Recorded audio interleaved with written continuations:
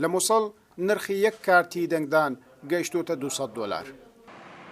تا دێت نزیک دەبینەوە لە دەی مانجی داهاتوو کە ئەم ڕۆژەی بۆ هەڵبژاردننی پەرلەمانی عراق دیاری کراوە لەو شارەش نرخی کارتی دەنگدان بەرزتر دەبێتەوە.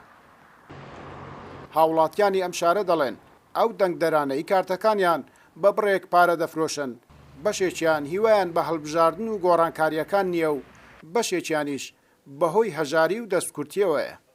طبعا شوف اغلب شبابنا ومنطقتنا يعني اصدقائنا الاغلبيه نشوفهم انه يريدون يبيعون البطاقه الانتخابيه انه بحيث انه يقعدون يتناقشون انه سعر البطاقه وصل $200.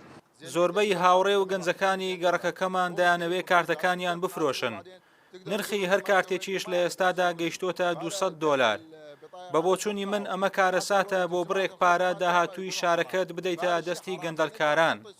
السبب الأساس الذي جعل هۆی سەرەکی بەشێک لە هاوڵاتیان متمانیان بە پرۆسەی هەڵبژاردن نەماوە. بەشەکەی تریش بەهۆی هەژاری و خراپی باروگوزەرانیانەوە دەستیان بردووە بۆ فرۆشتنی کارتەکانیان.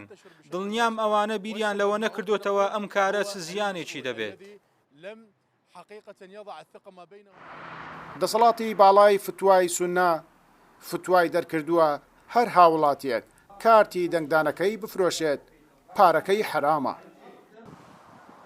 ئۆفیسی کۆمیسیۆنی باڵای سربەخۆی هەڵبژاردنەکانی نینەوەش دەڵێت ڕۆژی دەنگدان دەبێت خاوەن کارتەکە خۆی ئامادە بێت.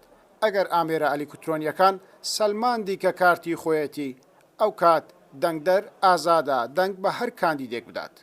لا يمكن استخدام البطاقة لغير صاحبها.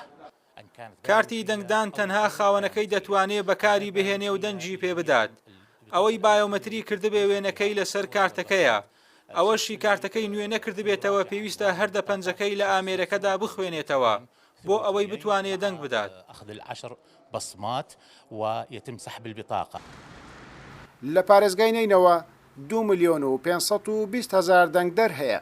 تا ئێستا 2,300,000 دەنگدەر کارتی دەنگدانیان وەرگرتوتەوە. گەیلان بۆتانی کوردسات نیوز موسڵ.